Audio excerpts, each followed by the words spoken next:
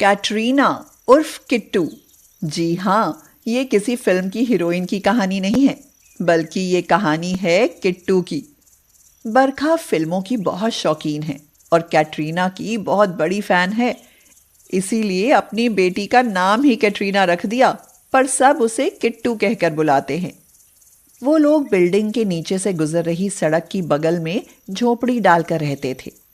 बरखा का पति कालू लोहा पीटकर औजार बनाता था और बरखा किट्टू को साथ लेकर उन्हें गली मोहल्ले में जाकर बेच आती थी। शाम के समय अक्सर किट्टू सड़क पर जाकर रेड लाइट होते ही रुकी हुई गाड़ियों पर कपड़ा मारने लगती, जिससे उसे गाड़ी वाले कुछ पैसे देकर चले जाते थे।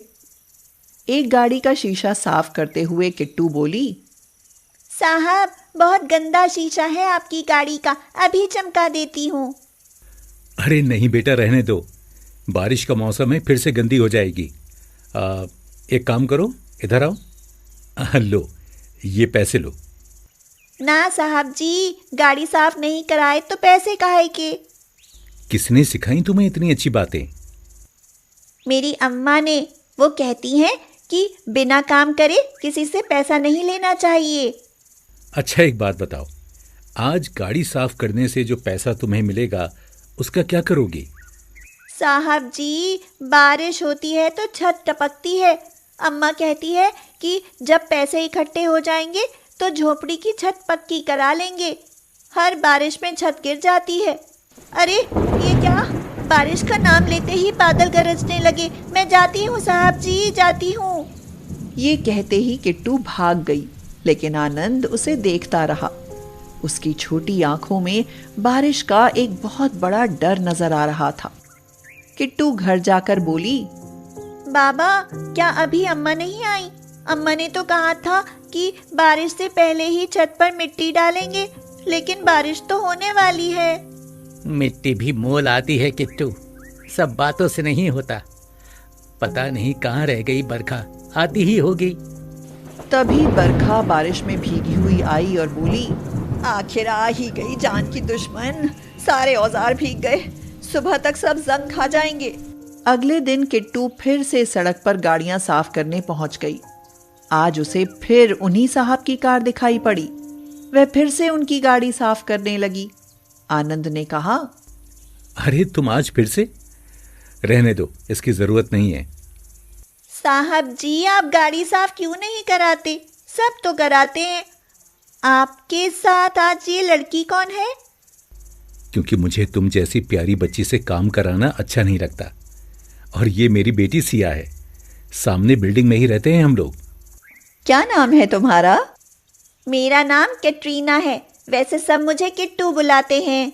ओहो, तुम तो हीरोइन हो। किट्टू शायद इन बातों का मतलब नहीं समझी और खिलखिलाकर हंस पड़ी। आनंद ने आज फिर से उसे 10 रुपए दिए, जिन्हें लेकर वह बहुत खुश हुई। ये क्या पापा, आपने उसे ऐसे ही 10 रुपए थमा दिए?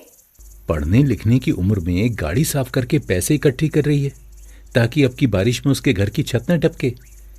ऐसे बच्चों से तुम भी कुछ सीखो सिया। अब किट्टू रोज आनंद के आने के समय पर उनकी गाड़ी के पास पहुंच जाती थी। उन दोनों की रोज बातें होती और आनंद रोज उसे 10 रुपए देकर चला जाता। एक दिन आनंद ने पूछा, किट्टू, क्या तुम मेरे घर में काम करोगी, यहीं सामने बिल्डिंग में? तुम्हें 1000 रुपए महीने के दूंगा। आप गाड़ी का शीशा तो साफ करने नहीं देते, फिर घर का काम कैसे कराएंगे साहब जी? अरे तुमसे काम नहीं कराना, बस सिया के साथ रहना है। बस घर के छोटे मोटे कामों में उसकी मदद कर देना। दरअसल उसकी माँ नहीं है ना, वो अकेली रहती है। मैं अपने अम्मा और बाबा से पूछकर बताऊंगी। ठीक है, मैं तुम्हें कल अपना घर दिखा दूंगा। घर जाकर किट्टू बरखा से बोली, अम्मा, मुझे वहाँ कोई काम नहीं करना, फिर भी साहब जी पूरे 1000 रुपए महीने देंगे।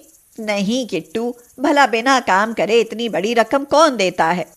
अरे जाने दे बरखा, वो भले आदमी लगते हैं, इतने पैसे तो मैं भी नहीं कमाता।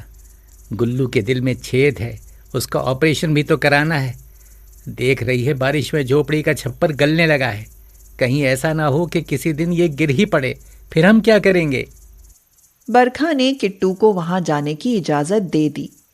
अगले दिन आनंद उसे अपने घर ले गया। इतना सुंदर और बड़ा घर देखकर वह नाचने लगी। तुम खुश हो ना किट्टू?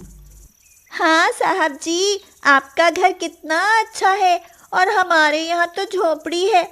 यहाँ तो बारिश में छत भी नहीं टपकती होगी ना? हाँ किट्टू, यहाँ छत नहीं टपकती। अब तुम यहाँ अपनी सिया दीदी के साथ आराम से रहो। आनंद सुबह अपने ऑफिस चला जाता और किट्टू सिया के कामों में कुछ मदद कर देती। सिया ने कहा, किट्टू जल्दी इधर आओ, देखो कितनी तेज बारिश आ गई है। अब खूब मजा आएगा। चलो बारिश में नहाते हैं, फिर चाय के साथ पकौड़े बनाकर खाएंगे। हाँ दीदी, बारिश तो बहुत तेज है और तेज आंधी भी चल रही है, लेकिन मुझे कैसे मजा आ सकता है दीदी? झोपड़ी में मेरा भाई लेटा है जिसके दिल में छेद है। अगर इतनी तेज बारिश हुई ना तो पानी अंदर आ जाएगा और वह भीग जाएगा। छत भी टपकने लगेगी और अम्मा घर नहीं हुई तो शाम को बनाने वाला राशन भी भीग जाएगा। नहीं दीदी, ये बारिश आप लोगों को मजा दे सकती है, लेकिन हम गरीबों के लिए सजा है। मैं जाती हूँ दीदी। सिया ने बहुत रोका, लेकिन किट्टू बारिश में नहीं रुकी और भीगती हुई दौड़ी चली गई। घर का सामान समेट ही रही थी कि झोपड़ी की छत गिर पड़ी। गुल्लू और किट्टू वहीं दब गए। बरखा और कालू भी बाहर कहीं बारिश में फंसे हुए थे। शाम को आनंद टीवी चलाकर समाचार देखने लगा तो रिपोर्टर कह रहा था, आज की ताजा खबर, आज की तेज मूसलाधार बारिश में रामनगर में बिल्डिंग के नीचे वाली झुग्गियों में जान माल का नुकसान। तेज आंधी और बारिश से गिरी झुग्गियां, कुछ लोगों के दबे होने की भी आशंका है। तेज बारिश की वजह से दबे हुए लोगों को निकालने में दिक्कतें आ रही हैं। इतना सुनते ही आनंद और सिया के पैरों से जमीन खिसक गई और वह गाड़ी लेकर तुरंत झोपड़ियों के पास पहुंच गए।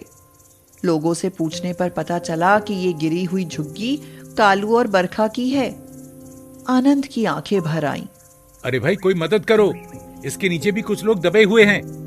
पड़ोसी बोले, मुश्किल है साहब, इधर पानी बहुत तेजी से आ रहा है। आनंद और सिया ने खुद ही वहां से मिट्टी हटाना शुरू किया। अकेले मेहनत करते देख कुछ और लोग भी उनकी मदद करने लगे। अंत में किट्टू और गुल्लू दिखाई पड़े। आनंद रोते हुए बोला, किट्टू किट्टू किट्टू बेटा, मैं तुम्हें कुछ नहीं होने दूंगा। शायद ये इसका भाई गुल्लू है। भाइयों, जरा इन्हें गाड़ी तक पहुंचा दो, अभी इनकी सांसें चल रही हैं। हाँ, लाओ, मदद करो भाई। आनंद उन्हें अस्पताल ले गए। कुछ घंटे बाद उन्हें होश आया। ये देखकर आनंद की आंखों से खुशी के आंसू छलकने लगे। डॉक्टर ने कहा, आपने बहुत अच्छा किया कि इन्हें सही समय पर ले आए। देखिए, चोट तो काफी है लेकिन खतरे से बाहर हैं। कुछ देर बाद बरखा और कालू भी वहां पहुंच गए। कालू बोला, मैं आपका एहसान जिंदगी भर नहीं भूलूंगा साहब जी, आपने मेरे बच्चों को बचा लिया। मैंने तो किट्टू को हमेशा अपनी सिया की तरह ही समझा है। मैं कैसे उसे कुछ होने दे सकता था। 6 दिन किट्टू और गुल्लू हॉस्पिटल में रहे। आनंद की मदद से गुल्लू के दिल का ऑपरेशन भी हो गया। अब वह बिल्कुल ठीक था। 6ठे दिन आनंद और सिया खुद उन्हें लेने हॉस्पिटल गए। किट्टू जब घर आई तो देखकर चौंक गई कि जहां उसकी झोपड़ी खड़ी थी वहां एक बहुत खूबसूरत पक्का मकान बन चुका था। किट्टू ने पूछा, ये घर किसका है? हमारी झोपड़ी कहाँ गई अम्मा? अब तुम्हारी झोपड़ी हमेशा के लिए चली गई किट्टू। मैंने तुम्हारे लिए पक्का घर बना दिया है। अब तुम्हारी छत कभी नहीं टपकेगी। मुझे लगा कि बारिश तो बारिश है, लेकिन तुमने बरसात की कीमत अपनी जान पर खेल कर चुकाई है। पापा, मैंने किट्टू से सीखा कि गरीब और अमीर की बारिश कैसी होती है। मैं आज के बाद हर गरीब की मदद करूंगी। अजीत एक गरीब किसान था। उसके पास अपने खेत नहीं थे। वह जमींदार के पास गया और बोला, मालिक, क्या आप अपने खेत मुझे बोने के लिए दे सकते हो? तो जमींदार ने कहा, खेत तो दे दूंगा, मगर रुपया 20,000 लूंगा।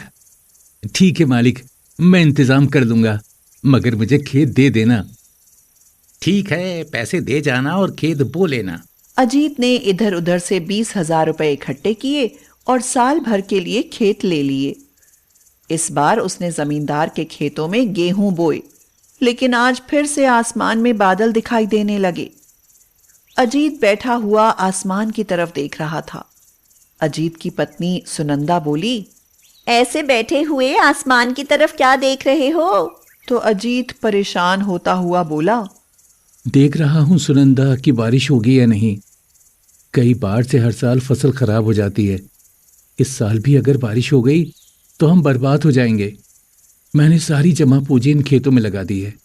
अगर बारिश हो गई तो सब बह जाएगा, हमारे सपने, हमारी उम्मीदें, सब कुछ। सुनंदा ने कहा, बारिश को रोकना हमारे हाथ में नहीं है जी, जैसी ऊपर वाले की मर्जी। सुनंदा, पूजा 19 साल की हो गई है। सोचा था कि अगर अब की बार फसल अच्छी हो गई तो उसका ब्याह कर दूंगा, मगर इन उमड़ते हुए बादलों से मुझे बहुत डर लग रहा है। आप अंदर चलो। इतनी चिंता करने से अगर आपको कुछ हो गया तो मेरा और तीनों बच्चों का क्या होगा? सुनंदा अजीत को अंदर ले आई। थोड़ी ही देर में गरजते हुए बादल बरस पड़े।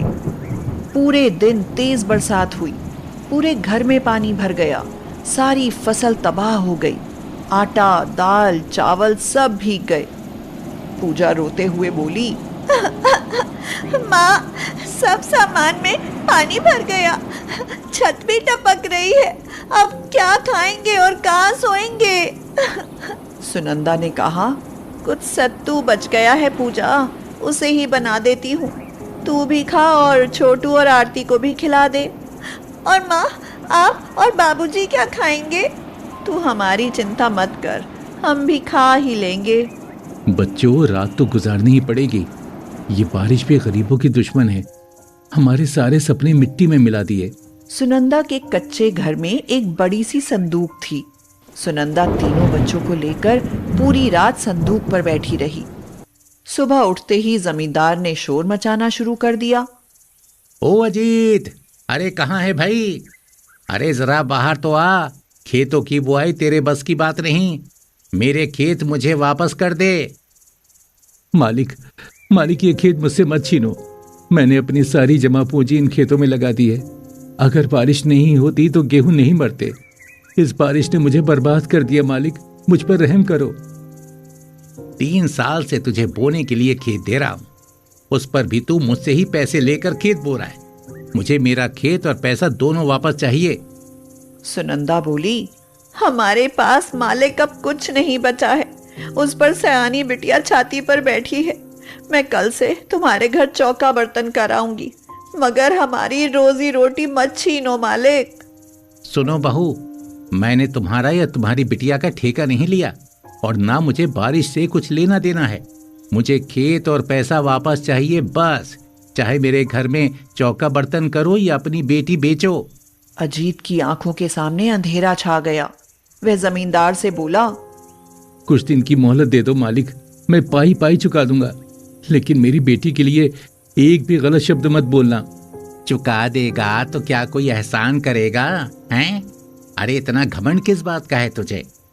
बारिश थम गई। धीरे धीरे घर का पानी भी सूखने लगा। अगले दिन से सुनंदा जमींदार के घर चौका बर्तन करने जाने लगी। जमींदार सुनंदा से घर का सारा काम करवाता।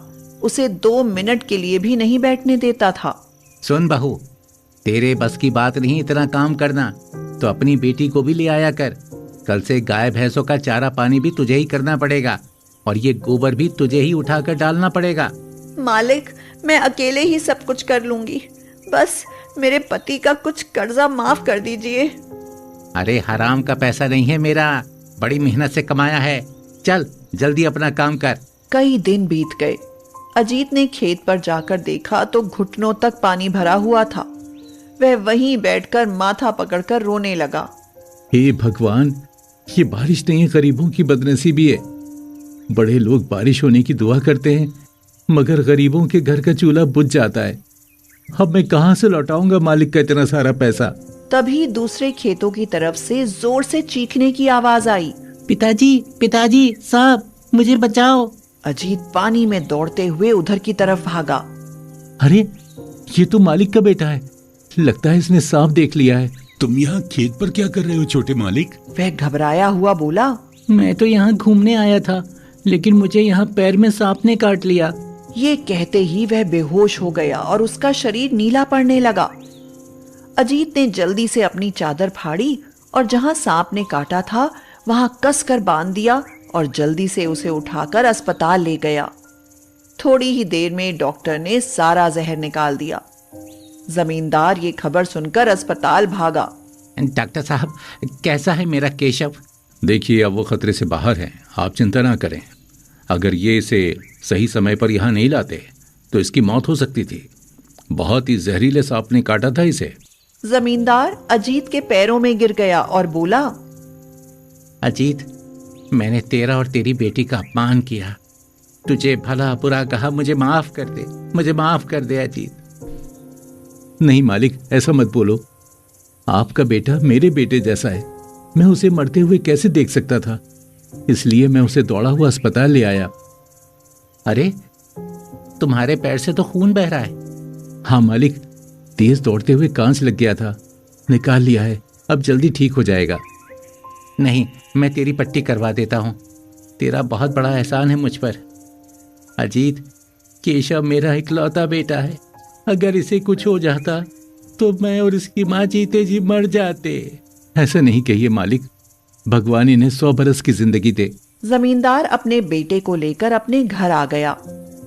अगले दिन जमींदार अपनी पत्नी और बेटे के साथ सुबह को अजीत के घर आए।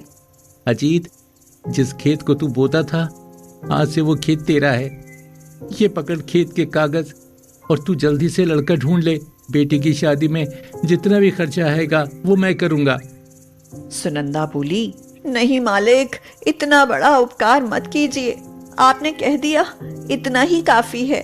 जमींदार की पत्नी ने कहा, बहन, इन्होंने आपके साथ बहुत अत्याचार किए हैं, इन्हें प्रायश्चित करने का एक मौका दे दीजिए। अजीत और सुनंदा की आंखों में खुशी के आंसू झलकने लगे। सुनो बहू, आज से तुम हमारे घर काम करने नहीं आओगी। अजीत, तुमने हमारे घर के चिराग को बुझने से बचा लिया, अब कोई बारिश तुम्हें कभी नुकसान नहीं पहुंचाएगी। कल ही ये घर मैं पक्का करवा देता हूँ। मैं समझ गया कि बारिश हम लोगों का आनंद है और तुम्हारा नसीब, अब सब अच्छा होगा। अजीत का घर पक्का हो गया। अगले साल समय पर बारिश होने से फसल भी अच्छी हो गई। पूजा के लिए एक बड़े घर से रिश्ता आया। अजीत ने हाँ कर दी। जमींदार ने अजीत के साथ मिलकर बड़े धूमधाम से पूजा की शादी की। अजीत और सुनंदा अब बहुत खुश थे।